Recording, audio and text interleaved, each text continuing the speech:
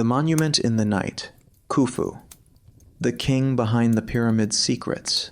Night settles over Egypt. The heat of the day fades slowly into the desert air. The horizon glows with the last traces of sunlight before darkness claims the land. Above the Giza plateau, the stars begin to appear, one by one. The same stars that shone over ancient kings. The same stars that guided travelers across deserts and seas. The same stars that watched empires rise and fall. And beneath them stands a monument unlike any other. Silent, motionless, enduring. The Great Pyramid. For more than 4,000 years, it has dominated the landscape west of the Nile. Storms have struck it. Earthquakes have shaken it. Invaders have passed before it. Kings have admired it. Scholars have measured it. Dreamers have imagined impossible secrets hidden within its stone heart. Yet the pyramid remains, patient, unmoved, watching history unfold around it. Tonight, millions of lights shine across modern Cairo. Cars move through crowded streets. Aircraft cross the sky. Phones glow in countless hands. The world has changed beyond recognition. But the Great Pyramid remains almost exactly where it stood when mammoths still roamed distant lands and Stonehenge had not yet been built. It is difficult for the modern mind to truly comprehend its age. When the Roman Empire was born, the pyramid was already ancient. When Cleopatra ruled Egypt, the pyramid was already more than 2,000 years old. When Julius Caesar walked the earth, tourists were already visiting Giza.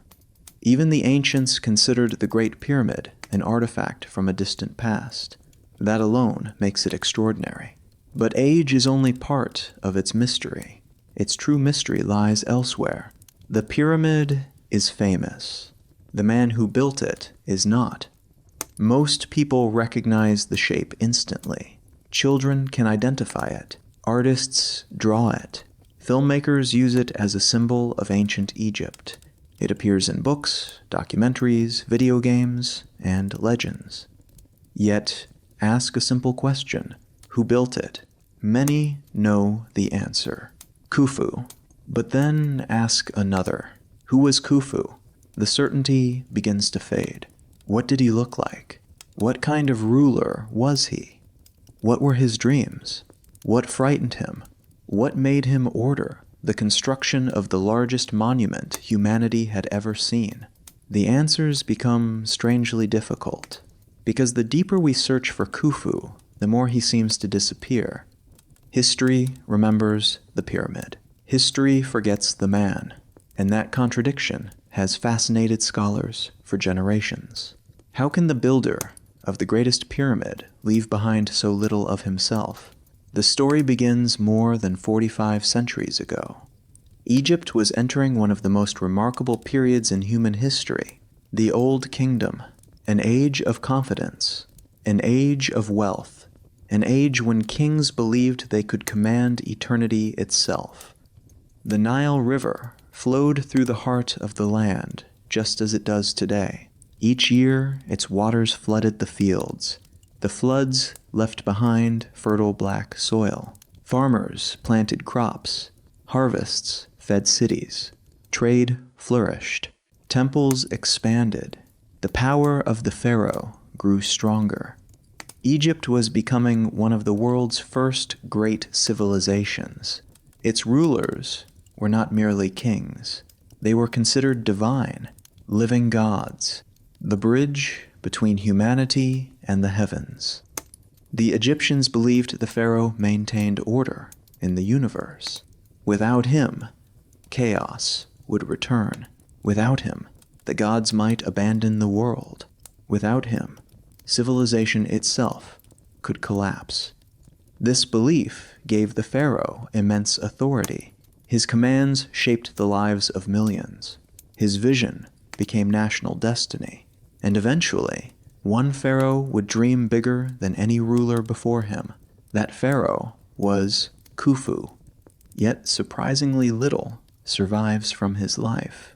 No autobiography, no royal diary, no collection of personal letters, no detailed account of his achievements, no dramatic stories carved into temple walls. For many rulers of ancient history, these sources provide a glimpse into their personalities. For Khufu, they are almost entirely absent. It is as if he stepped briefly into history, built the greatest monument ever seen, and then vanished. The irony is astonishing. The larger the pyramid becomes, the smaller the man appears. Archaeologists have spent centuries studying the Great Pyramid. Every stone has been measured, every passage mapped, every chamber explored. Yet the king himself remains elusive. One of the most famous rulers in human history survives mostly as a question mark. Even his face is uncertain. Among the countless treasures recovered from ancient Egypt, there is only one small object that may show us the true image of Khufu. It is not a giant statue. It is not a magnificent golden mask. It is not a towering monument. It is a tiny ivory figurine, small enough to fit in the palm of a hand.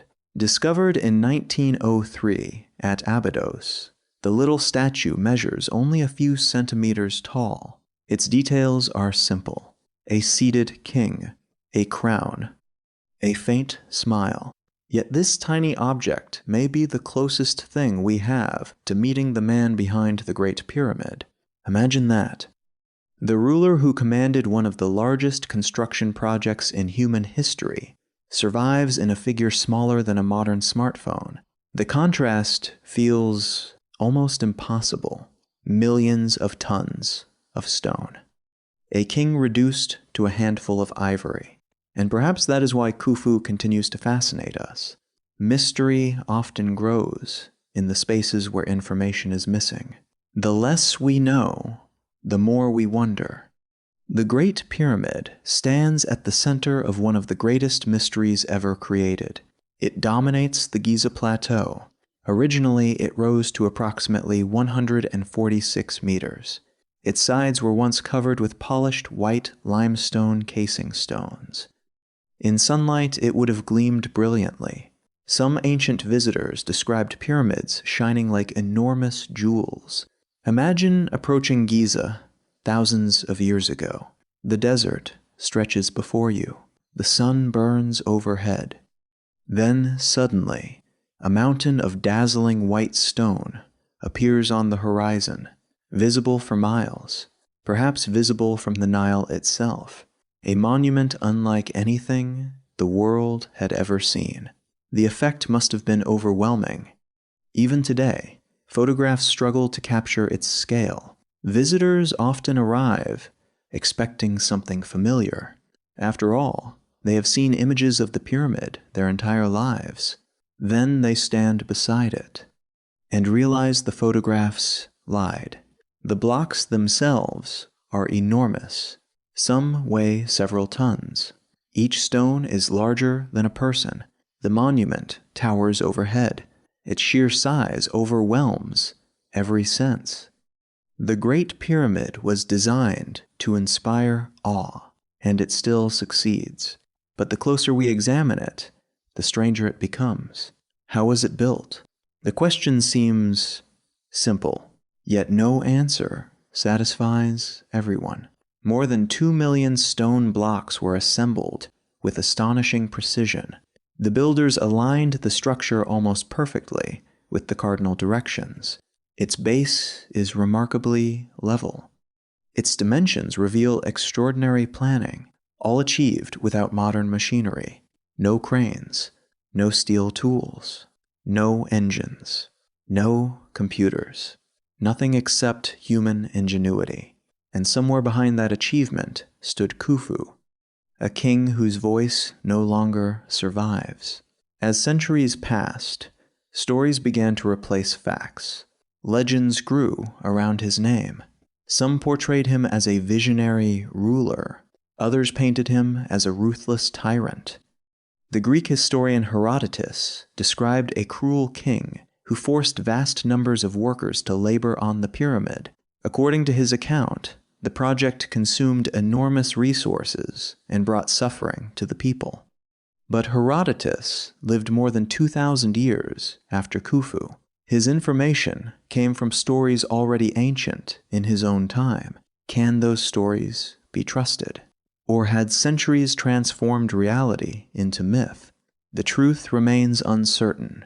What we do know is that the Great Pyramid changed history.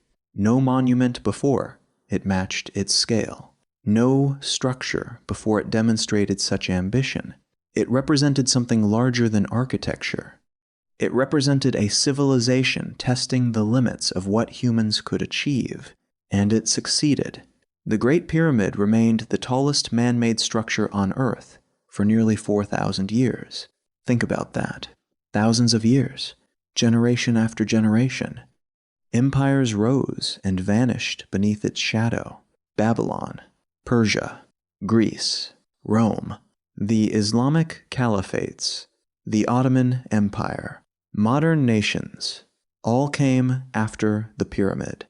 Few achievements in human history have endured so long. Yet perhaps the most astonishing fact is that the monument still guards its secrets. Inside the pyramid are narrow passages and hidden chambers. Dark corridors cut deep into stone. Rooms whose purpose remains debated. Spaces that challenge our understanding of ancient engineering. And even now, scientists continue discovering new mysteries within its walls. Modern technology has revealed enormous hidden voids concealed inside the structure. Empty spaces no one has entered. Chambers no one has seen. Secrets untouched for thousands of years. Some researchers believe they are structural features. Others wonder whether something more extraordinary waits inside. A forgotten chamber, a hidden burial, a final secret left by Khufu himself. The possibility is irresistible, because one question overshadows all others. Where is the king? The Great Pyramid was built as a tomb. At least that is what historians believe. Its purpose was to protect the body of the pharaoh and ensure his journey into the afterlife. Yet, when explorers entered the king's chamber, they found only an empty granite sarcophagus. No mummy, no treasure, no funerary equipment. Nothing. The king was gone. His body had vanished. His possessions had vanished. Even his memory seemed to fade. Only the monument remained. For thousands of years, people have searched for answers. Was the tomb robbed? Almost certainly. But was everything removed? Could hidden chambers still exist? Could Khufu's true burial place remain undiscovered? Could the Great Pyramid itself conceal mysteries beyond anything we currently imagine? No one knows. And that uncertainty continues to draw explorers, archaeologists, engineers, and dreamers to Giza. The pyramid stands between history and mystery. Part monument, part puzzle, part tomb, part legend. Every generation asks the same questions. Every generation finds new clues. Yet the final answers remain hidden. Perhaps that is why the Great Pyramid has never lost its power. It does not simply tell a story. It invites us into one. A story about ambition. A story about mortality. A story about humanity's desire to leave something behind that time cannot destroy. And at the center of that story stands a shadow. A king. A builder. A mystery. Khufu. The man who commanded the impossible. The ruler who raised a mountain of stone from the desert floor. The pharaoh whose monument became immortal. And the man who somehow vanished from history. The night deepens over Giza. The stars wheel slowly overhead. Wind moves across ancient stone. The Great Pyramid remains silent. Its secrets hidden behind millions of blocks. Its builder lost somewhere beyond the reach of memory. But the search for Khufu is only beginning, because to understand the pyramid, we must first understand the king, and to find the king, we must travel back to the golden age of Egypt, back to the world that created him, back to the dynasty that dreamed of eternity, back to the beginning. Chapter 2, Son of Sneferu, Khufu, the king behind the pyramid's secrets. Long before the Great Pyramid rose above the sands of Giza, before millions of stones were cut, hauled, and stacked toward the heavens, before Khufu's name became forever linked to the greatest monument ever built, there was another king, a king whose ambition changed Egypt forever. His name was Sneferu, and without him, the Great Pyramid would never have existed. To understand Khufu, we must first understand the world into which he was born, a world unlike any that had come before it, a world where kings were becoming gods, a world where architecture was transforming into immortality, and a world where a young prince watched history being carved from stone. More than 4,600 years ago, Egypt stood at the height of its confidence. The Nile River flowed through a kingdom that stretched hundreds of miles. Its waters nourished fields of wheat and barley. Villages lined its banks. Boats carried goods between cities. Temples rose beside the river. Trade connected Egypt to distant lands. Gold arrived from Nubia. Cedar wood came from Lebanon. Exotic goods traveled across deserts and seas. For ordinary people, life revolved around the rhythm of the Nile. The river flooded. The river receded. Seeds were planted. Harvests were gathered. The cycle repeated year after year. But above this cycle stood the pharaoh. To the Egyptians, the king was not simply a ruler. He was a divine being, the living embodiment of order itself. His duty was to preserve balance between humanity and the gods. Without him, chaos threatened the world. Without him, the Nile might fail. Without him, civilization itself could crumble. This belief gave the pharaoh extraordinary power, but it also imposed extraordinary expectations. A king was expected to accomplish more than govern. He was expected to shape eternity, and few rulers embraced that responsibility more completely than Sneferu. History remembers him as one of Egypt's greatest kings, not because of military conquests, not because of legendary battles, but because he transformed the landscape of Egypt forever. Before Sneferu, pyramids already existed, but they were different. Earlier rulers built step pyramids, massive structures that resembled giant staircases climbing toward the sky. The most famous was built for King Djoser centuries earlier. It was an extraordinary achievement. Yet Sneferu dreamed of something greater. He wanted perfection. He wanted a monument unlike anything the world had ever seen.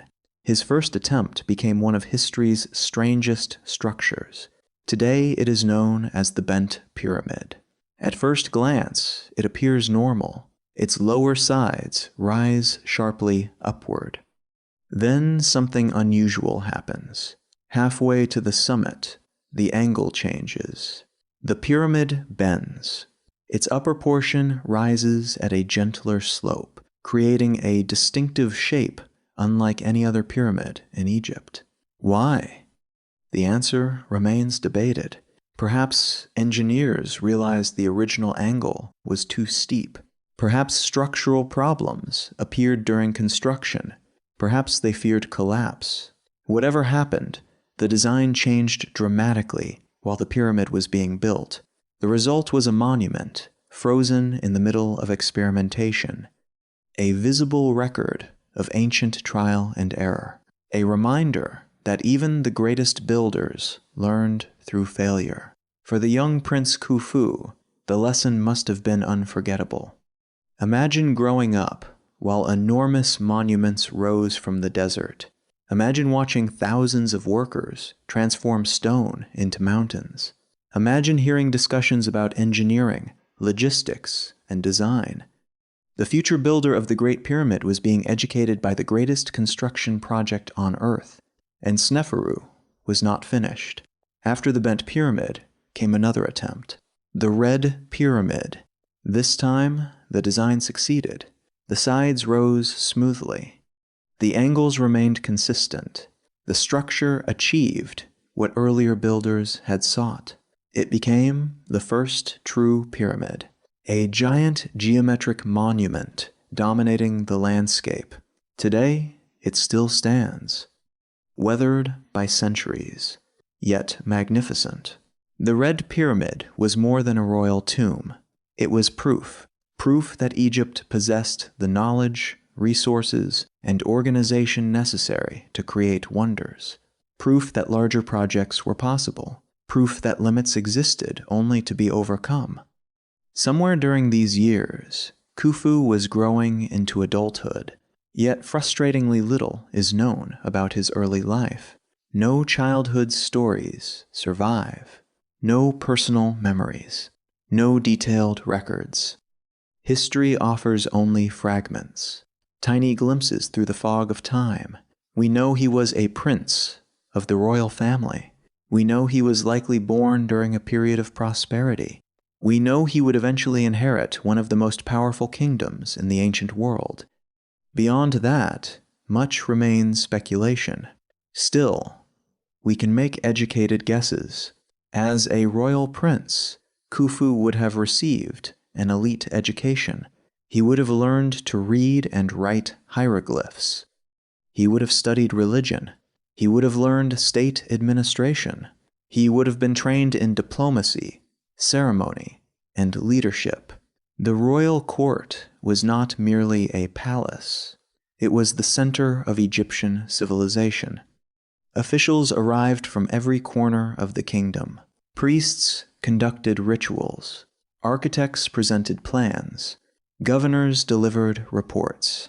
Treasures flowed into royal storehouses. The young prince would have witnessed the machinery of power operating around him every day, and perhaps most importantly, he would have learned a lesson central to Egyptian kingship. A pharaoh's greatest responsibility was not his life, it was his eternity. Death occupied a unique place in Egyptian thought. To modern minds, death often represents an ending. To the Egyptians, it represented a transition, a journey, a transformation. The soul continued beyond the grave. But survival in the next world required preparation. The body had to be preserved. Rituals had to be performed. Tombs had to be constructed. Offerings had to continue. Without these things, immortality was threatened. For kings, the stakes were even higher. The pharaoh was expected to join the gods among the stars. His tomb became the vehicle for that journey. His monument became a bridge between worlds. This belief shaped nearly every aspect of royal life. Even while alive, kings prepared for death.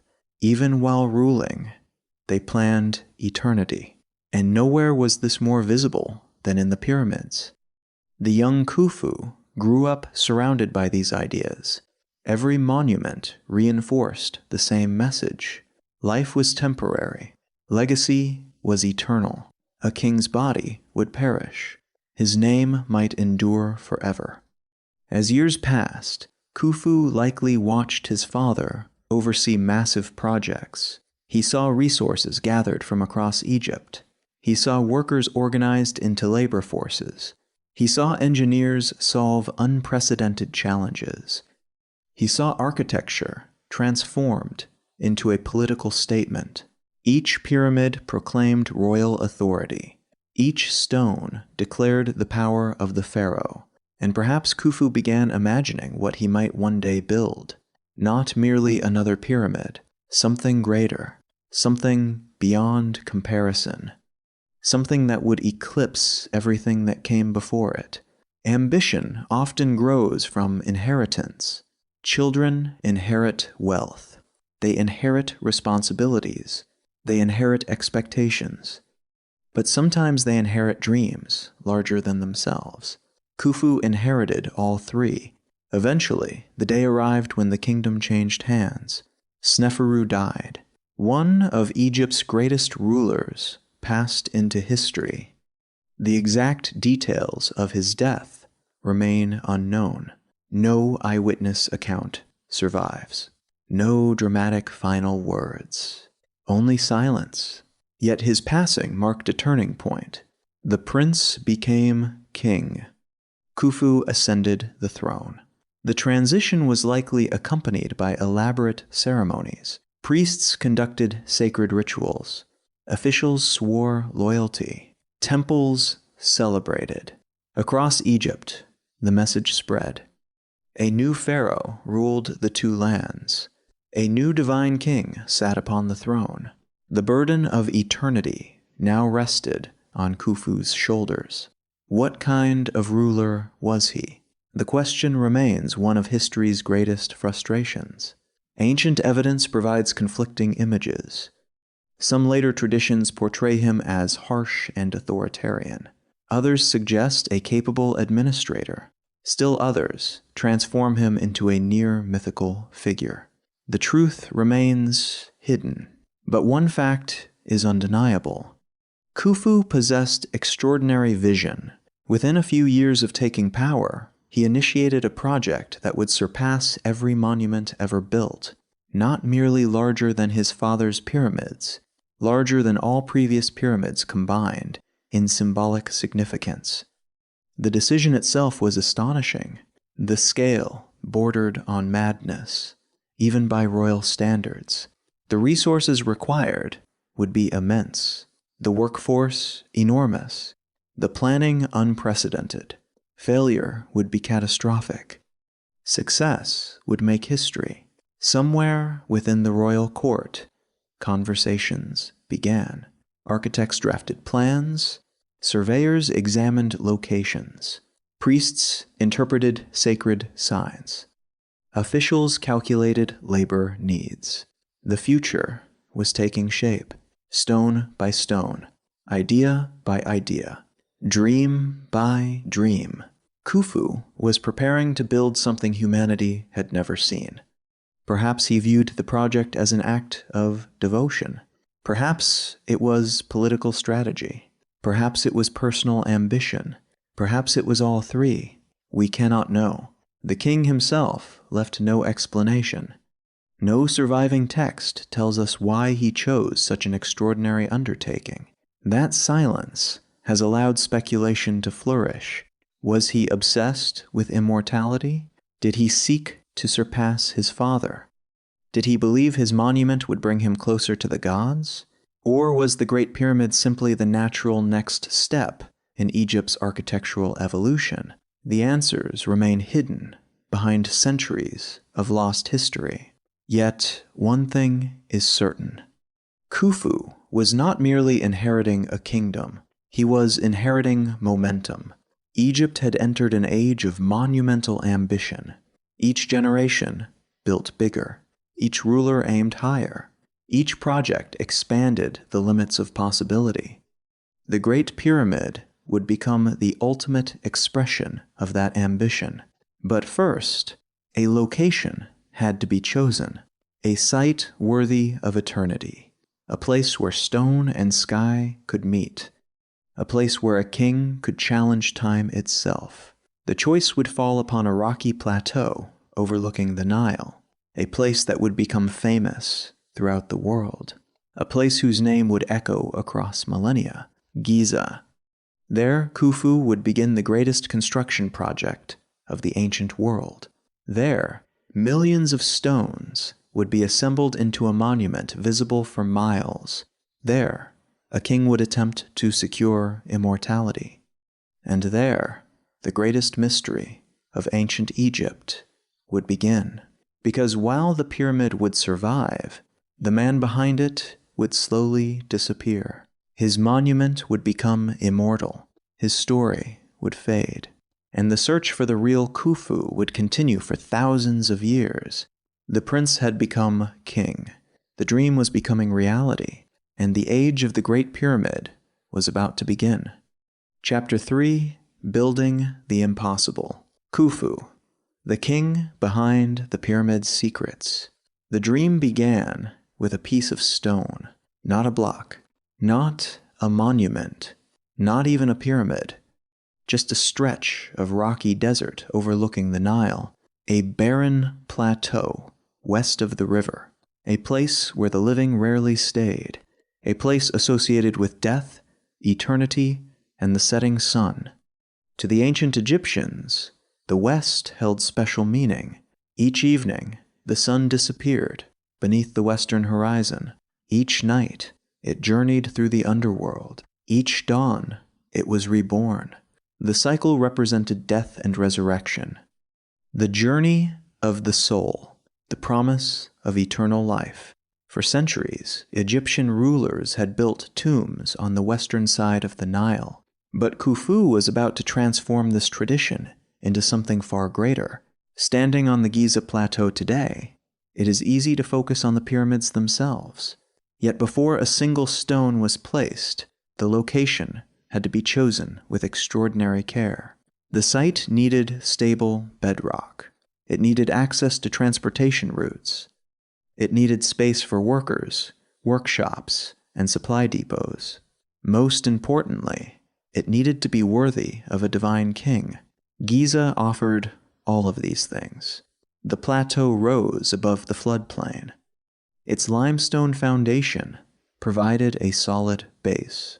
The Nile flowed nearby, allowing materials to be transported by boat, and from its elevated position, any monument built there would dominate the landscape. Khufu's architects could see the possibilities immediately. This would not simply be a tomb.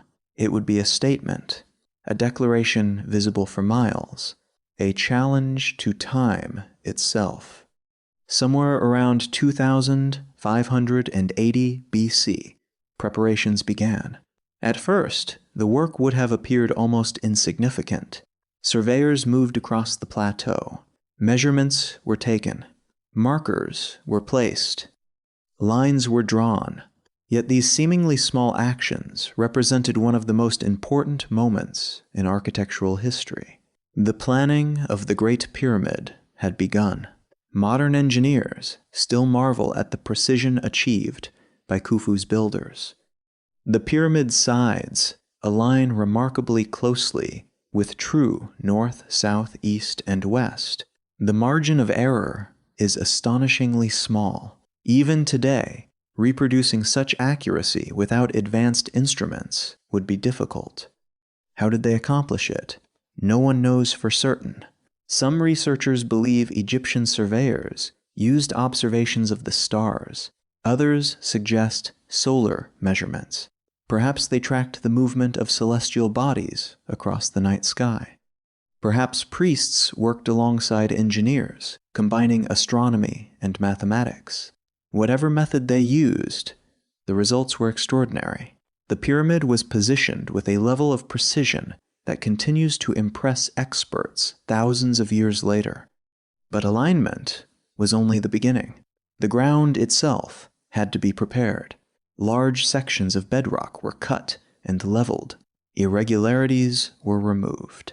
The foundation was carefully created to support a structure unlike anything previously attempted. Imagine standing on the plateau during these early stages. There is no pyramid yet, only workers, survey lines, tools, dust, and a vision known only to a handful of people. No one can yet see the final monument. No one can imagine how enormous it will become. But the king can, and perhaps that vision alone is enough to drive the project forward. Soon, the first blocks begin to appear. Stone is the lifeblood of the pyramid. Without it, the dream remains impossible. Fortunately for Khufu, Egypt possessed abundant limestone. Much of the material could be quarried directly from the Giza plateau itself. Workers cut into the bedrock. Copper tools struck stone. Wooden wedges were inserted into cracks. Water expanded the wood. The rock split, block by block, day after day.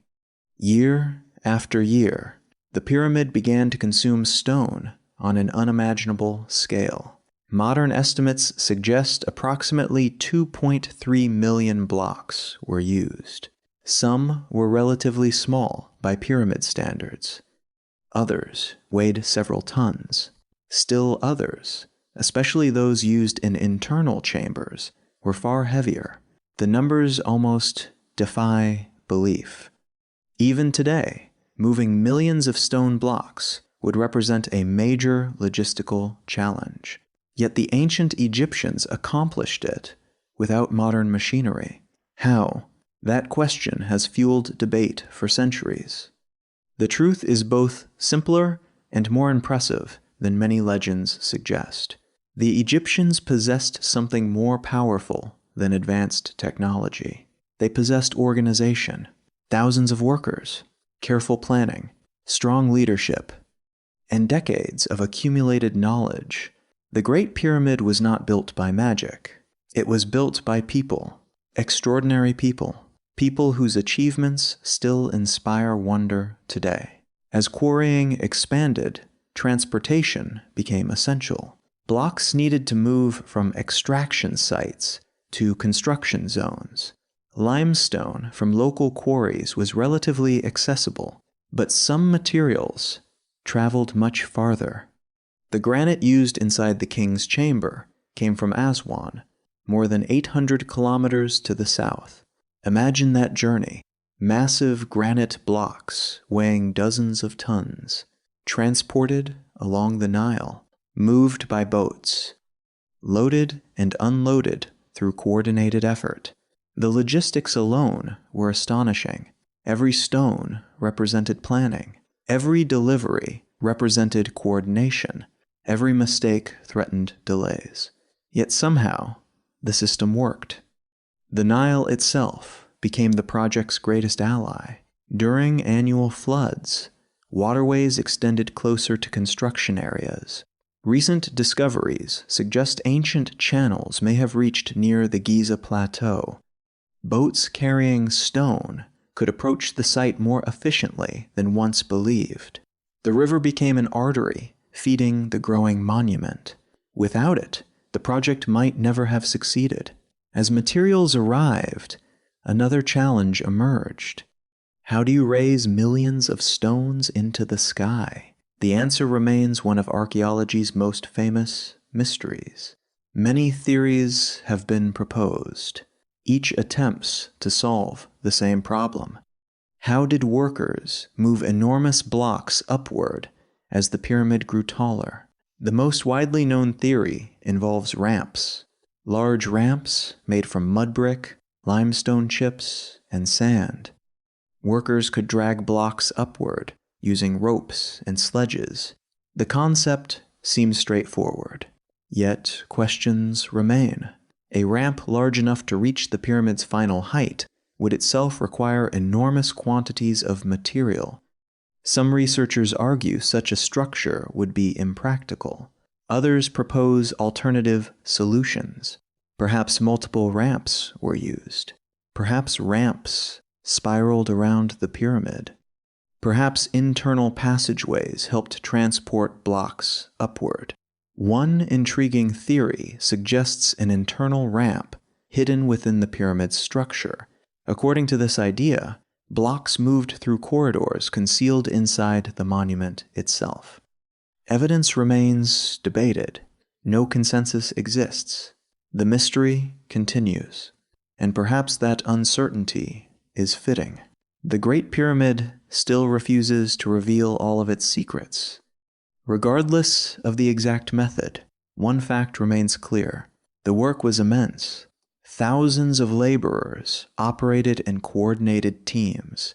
Some quarried stone, others transported materials, others prepared food, others crafted tools, others managed records.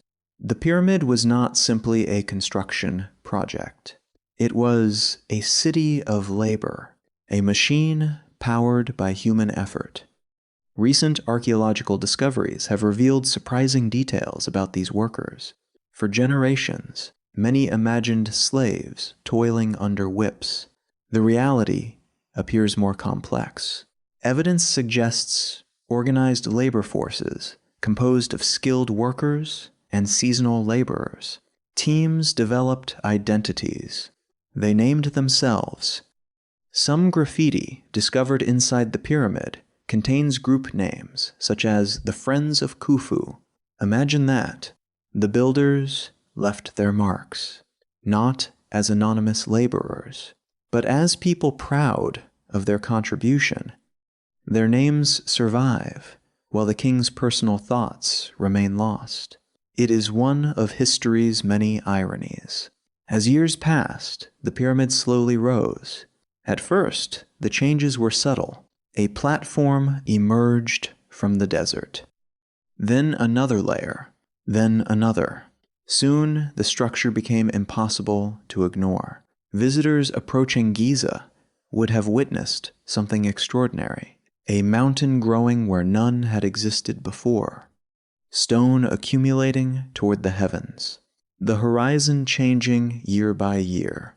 The project demanded enormous resources. Food had to be supplied. Tools had to be manufactured. Housing had to be maintained. Medical care had to be provided. Records had to be kept. Every aspect required management.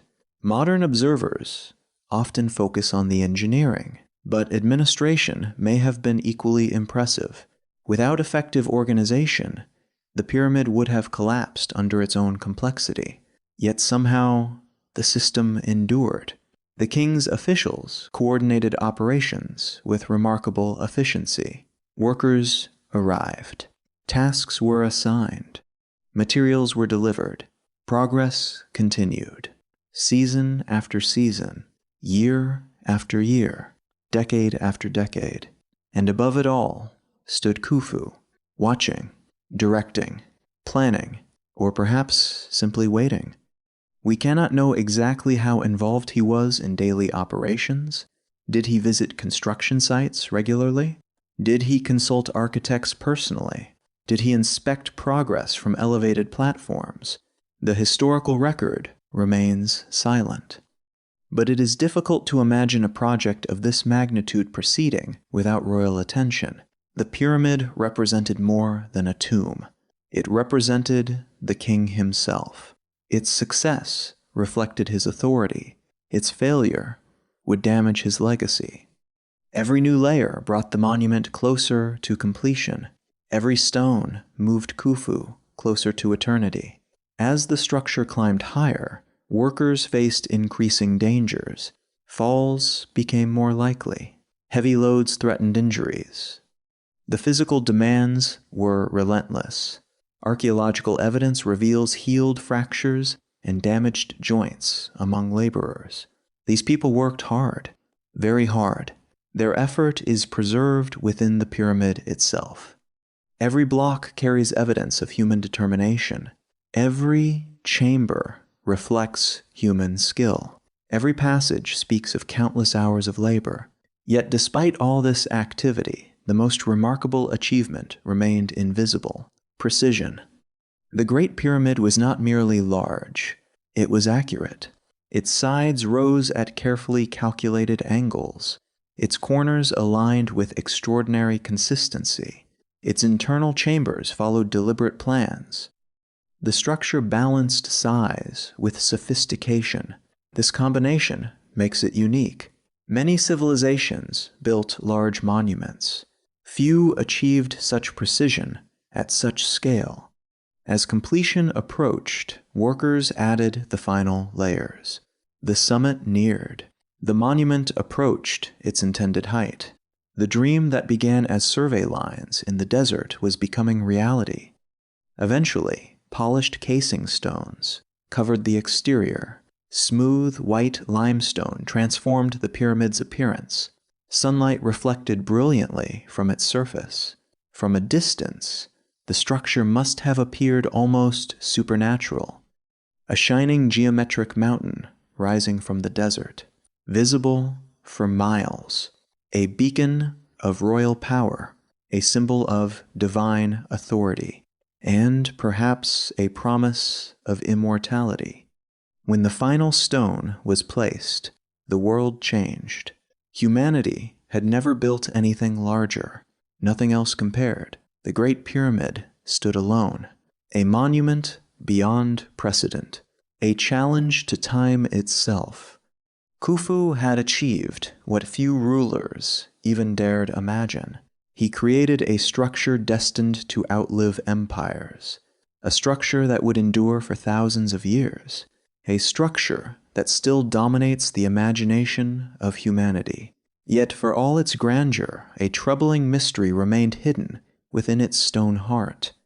The pyramid was intended as a tomb, a house for eternity, a place where the king's body would rest forever. But history would reveal a shocking truth. When future generations entered the monument, the king would not be there. The greatest pyramid in the world would contain an extraordinary absence: no mummy, no treasure, no certainty, only silence. The monument was complete. The impossible had been built, but the greatest mystery of all was still waiting. Chapter 4: Workers, Not Slaves.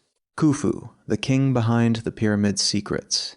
The Great Pyramid stands as one of humanity's greatest achievements, a mountain of stone, a monument to ambition, a masterpiece of engineering. But every stone in that monument raises an unavoidable question: who built it? For centuries, the answer seemed obvious: slaves. Countless generations grew up believing the pyramids were built by slaves. Movies portrayed chained laborers struggling beneath the desert sun. Paintings showed men driven by whips.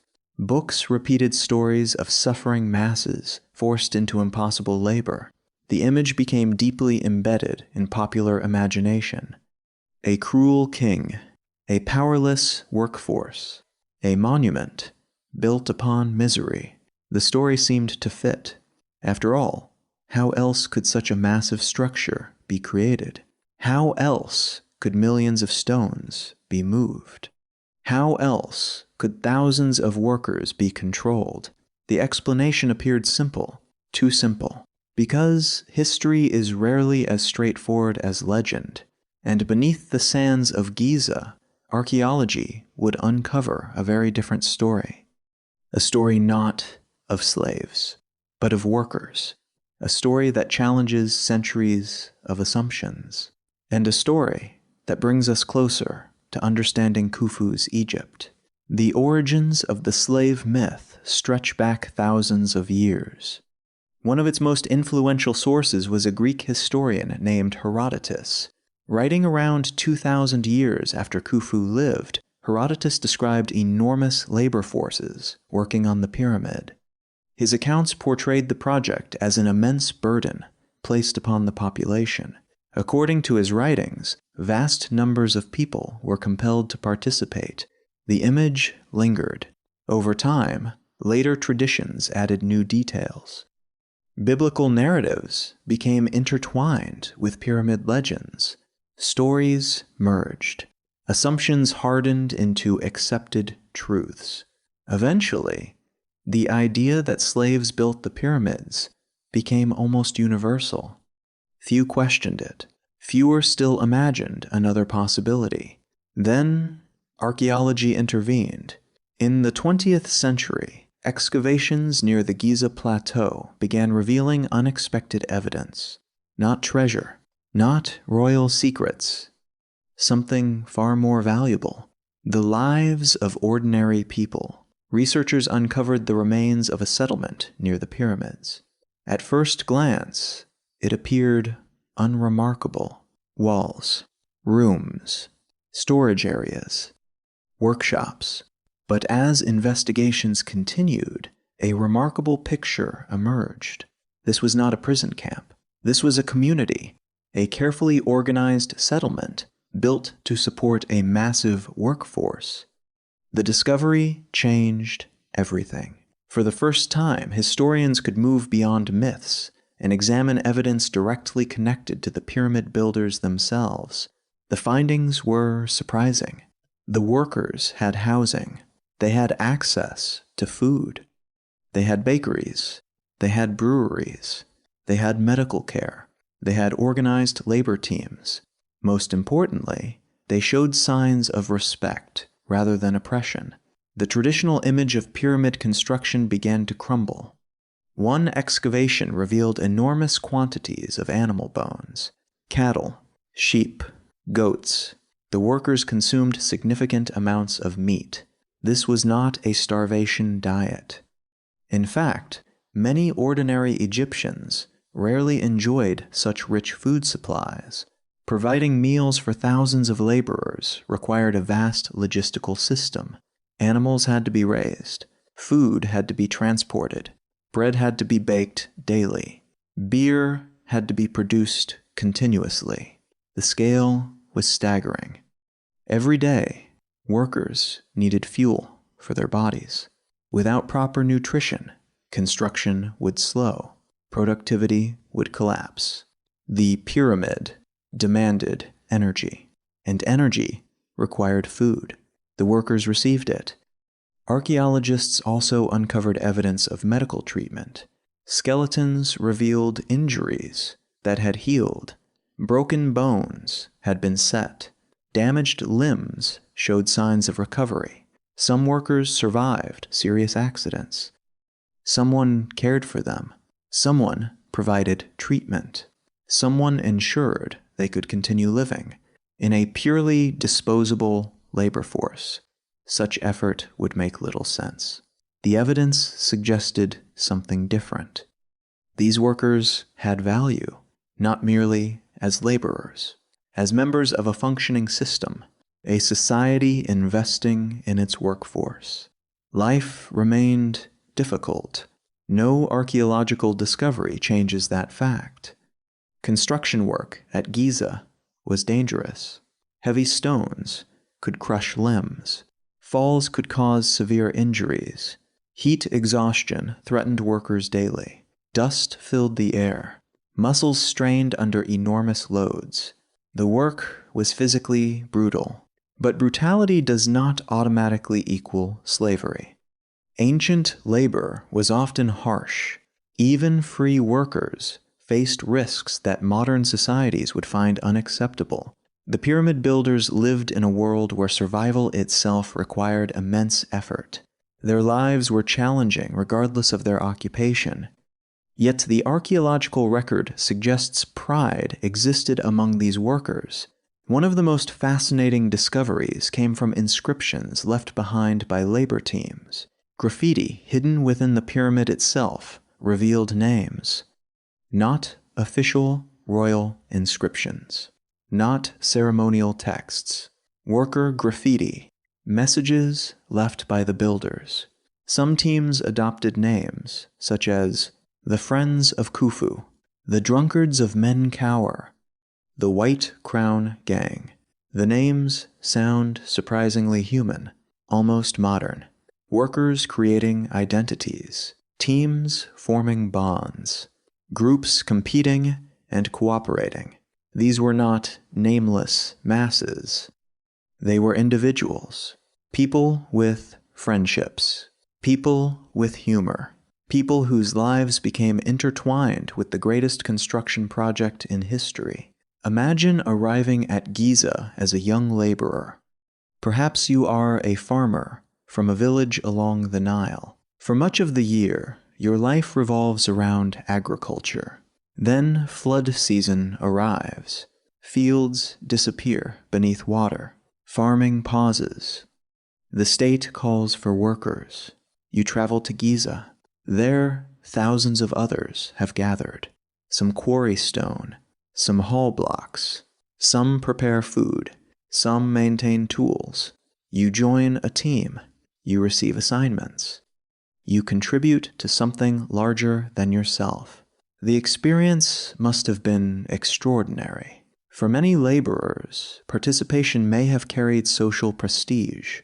They were helping build the eternal monument of a divine king. Their efforts supported cosmic order. Their labor served both state and religion. Modern societies often separate work from spirituality.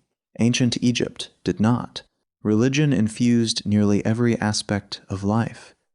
Building the pyramid may have been viewed as more than employment. It may have been sacred duty, a contribution to the eternal stability of Egypt itself. This perspective helps explain something that otherwise seems puzzling. Why would so many people participate willingly?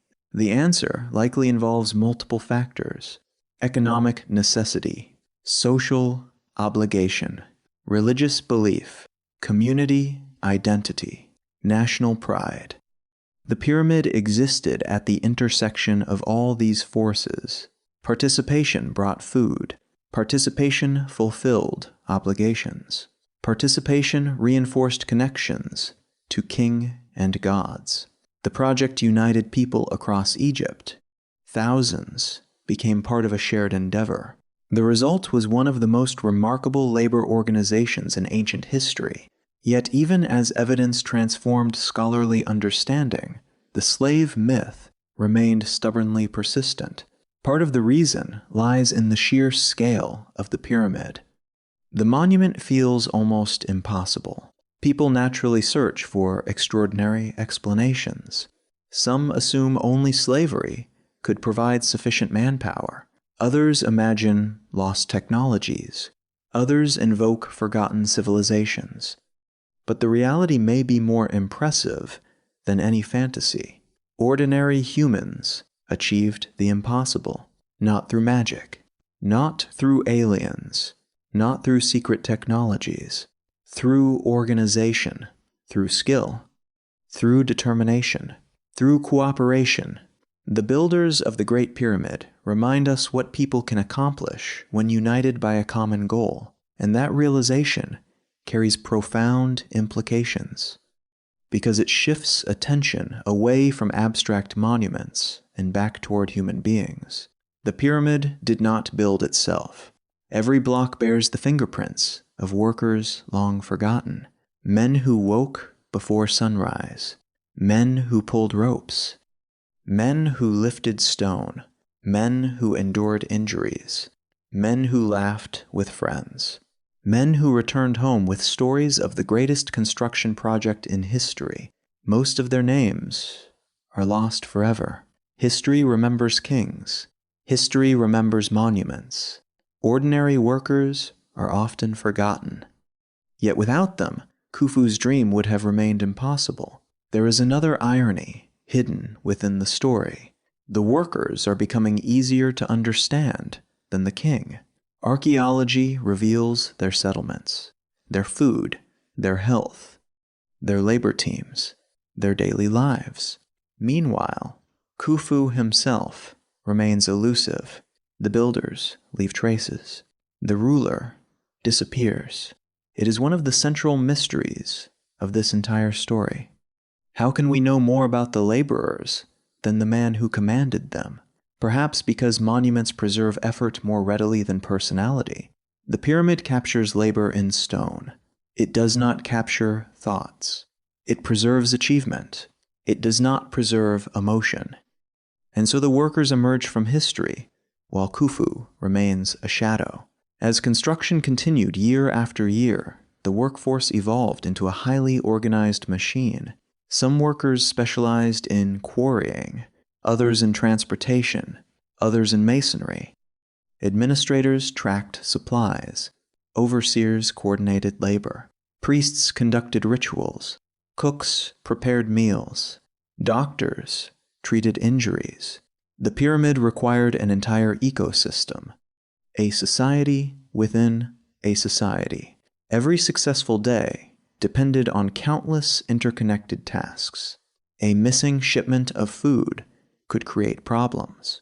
A shortage of tools could delay progress. Poor organization could threaten schedules. Yet the system functioned remarkably well. Evidence suggests Egypt managed one of the largest coordinated labor efforts of the ancient world. The achievement speaks not only to engineering, but also to governance. Khufu's administration demonstrated extraordinary capability. Whether loved or feared, respected or resented, the king commanded a state capable of mobilizing enormous resources.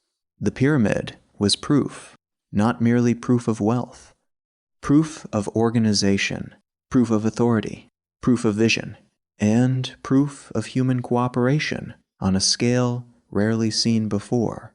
As years passed, the monument rose steadily toward completion, layer after layer, stone upon stone. The shape became unmistakable. The dream became reality. Workers watched their efforts transform the landscape. Perhaps some climbed nearby ridges and stared in amazement.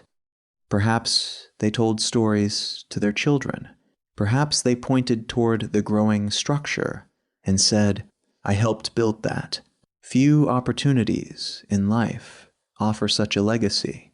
Most labor disappears. Fields are replanted. Buildings decay. Roads crumble. But the Great Pyramid endured.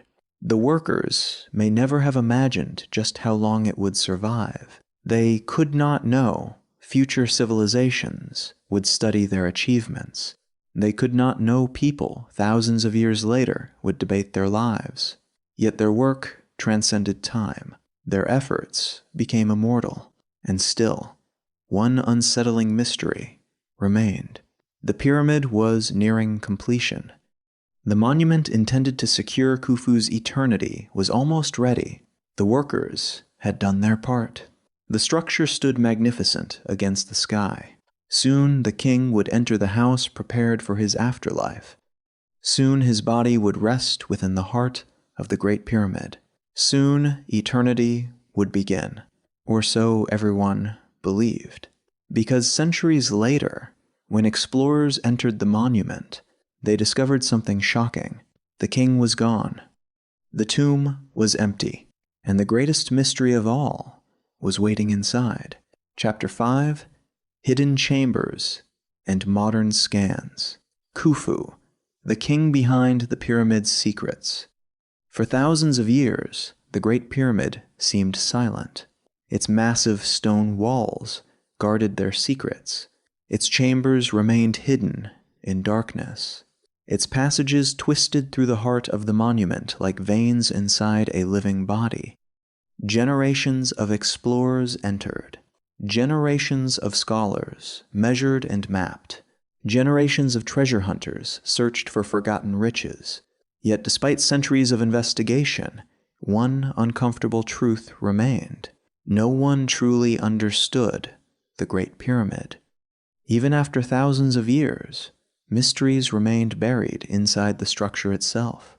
The greatest monument in human history was still keeping secrets, and the most astonishing discoveries were yet to come. The story begins with a simple question. What if the pyramid contains rooms nobody has ever entered? It sounds impossible. After all, the Great Pyramid has been studied more extensively than perhaps any other ancient building on Earth. Its passages are known. Its chambers are mapped. Its dimensions have been measured repeatedly. How could hidden spaces still exist? The answer lies in the pyramid's incredible size.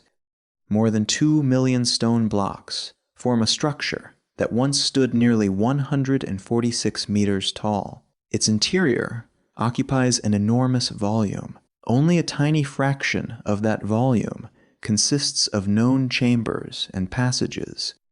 Most of the pyramid is solid stone, or at least it appears to be. The possibility that unknown spaces remain hidden within such a vast structure has fascinated researchers for generations. Throughout the 20th century, archaeologists developed increasingly sophisticated methods to investigate ancient monuments.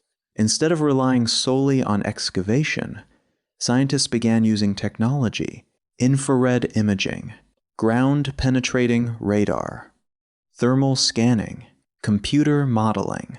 Each innovation offered new ways to peer beneath the surface without damaging the structure.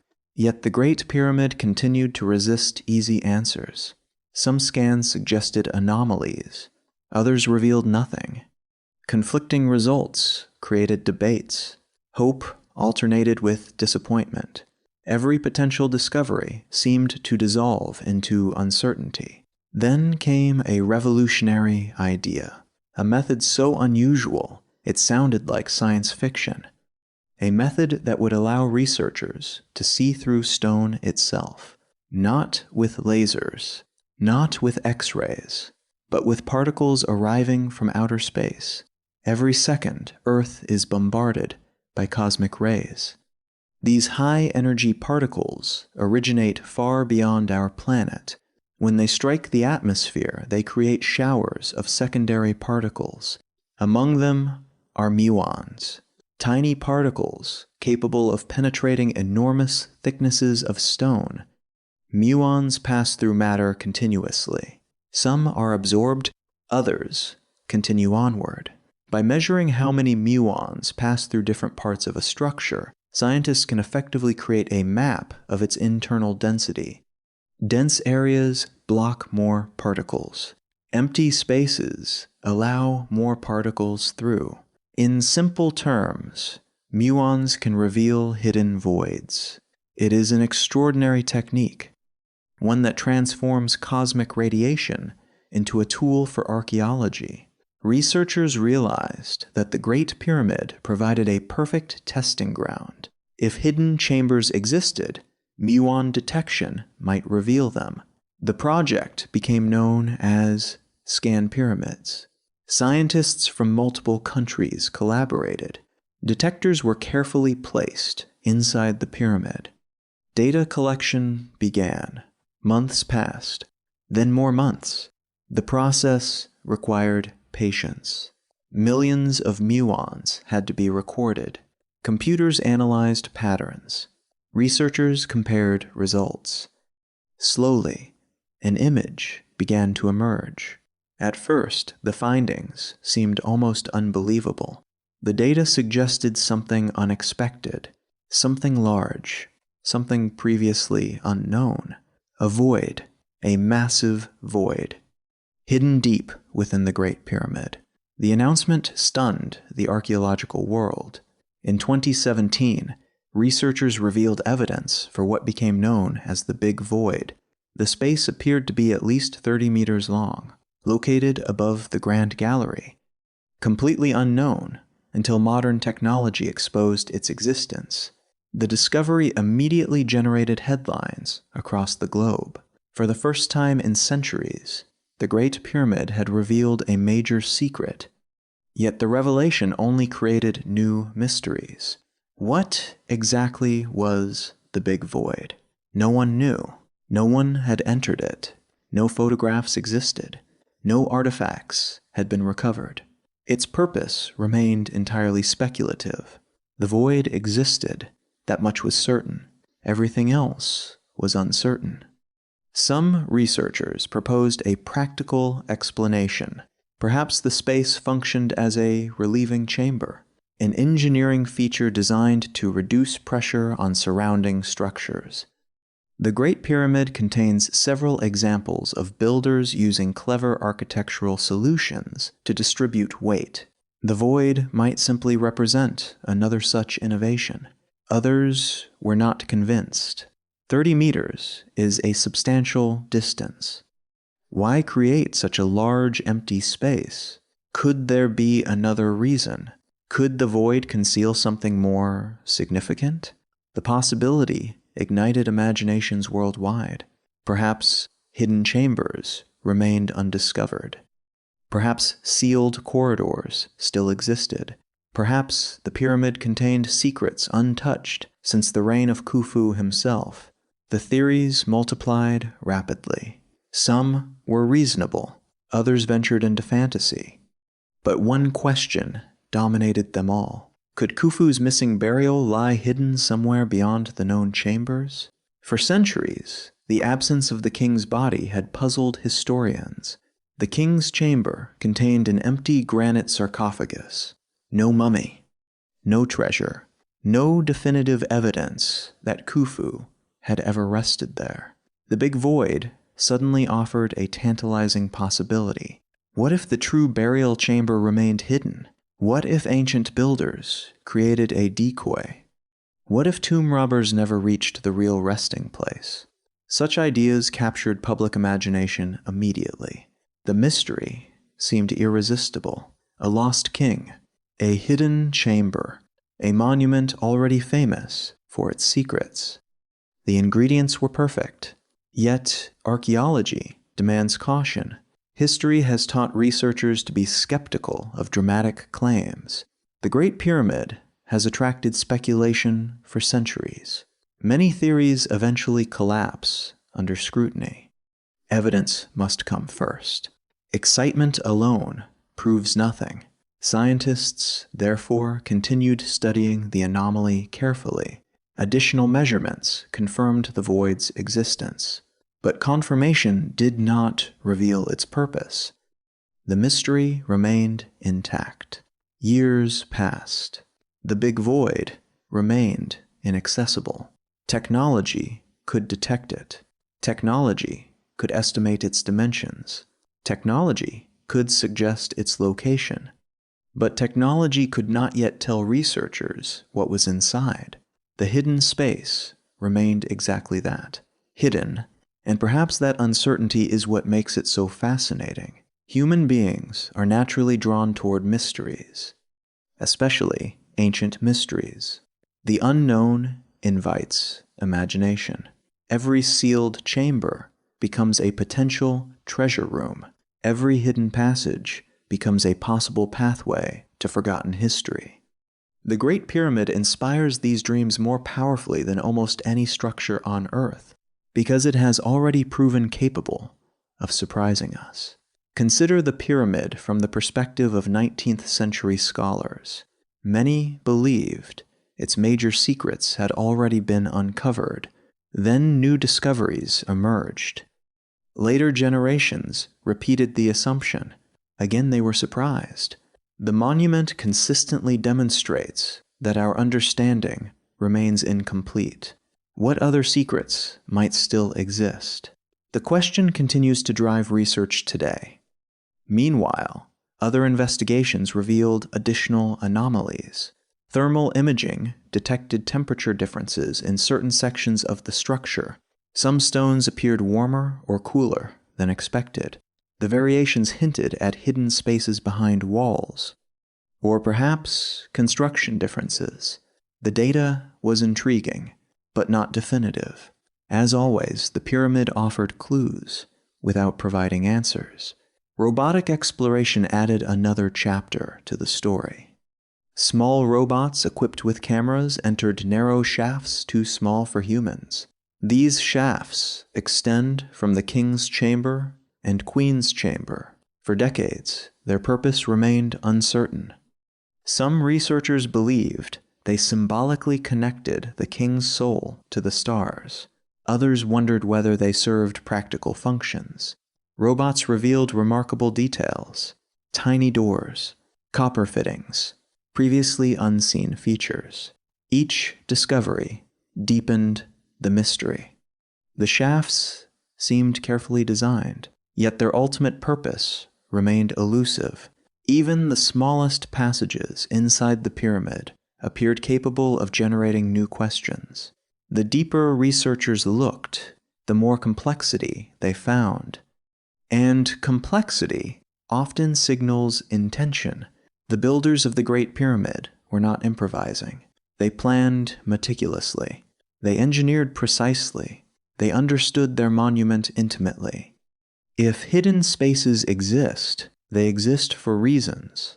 The challenge is discovering those reasons. Modern archaeology stands at a fascinating crossroads. Never before have researchers possessed such powerful tools.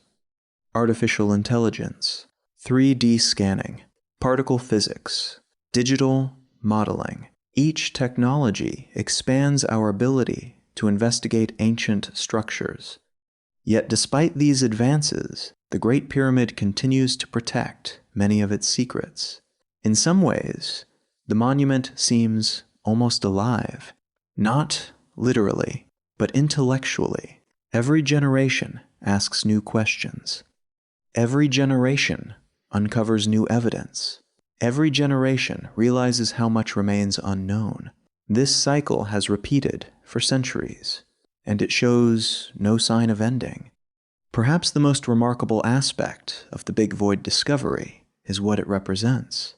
Not merely a hidden space, a reminder that even the most studied monuments on Earth can still surprise us, a reminder that history is never truly finished, a reminder that mystery survives. Somewhere within millions of stone blocks lies an empty space no human being has entered in modern history. Perhaps no human being has entered since the pyramid was completed. Think about that. Thousands of years. Empires have risen and fallen. Languages have appeared and vanished. Entire civilizations have disappeared. Yet that hidden space remains untouched, waiting, silent, patient, exactly as it was when Khufu ruled Egypt. Perhaps it contains nothing more than an engineering feature. Perhaps it hides answers to questions that have puzzled historians for centuries. Perhaps the truth lies somewhere in between. At this moment, nobody knows, and that uncertainty keeps the mystery alive. The Great Pyramid remains both monument and question. Its stones tell a story of human achievement. Its hidden spaces tell a story of human curiosity. Together, they create something unique, a structure that grows more fascinating the more we learn about it, a monument that continues to challenge assumptions, a tomb that refuses to surrender all its secrets. And at the center of every mystery stands the same elusive figure, Khufu, the king who ordered the impossible, the ruler whose monument still dominates the horizon, the pharaoh whose body remains missing, the man who vanished while his creation endured. Perhaps somewhere inside the Great Pyramid, answers still wait. Perhaps a hidden chamber remains sealed. Perhaps a forgotten passage remains undiscovered. Perhaps one future discovery will transform our understanding of ancient Egypt forever. Or perhaps the pyramid's greatest secret is not what lies hidden within its stone walls.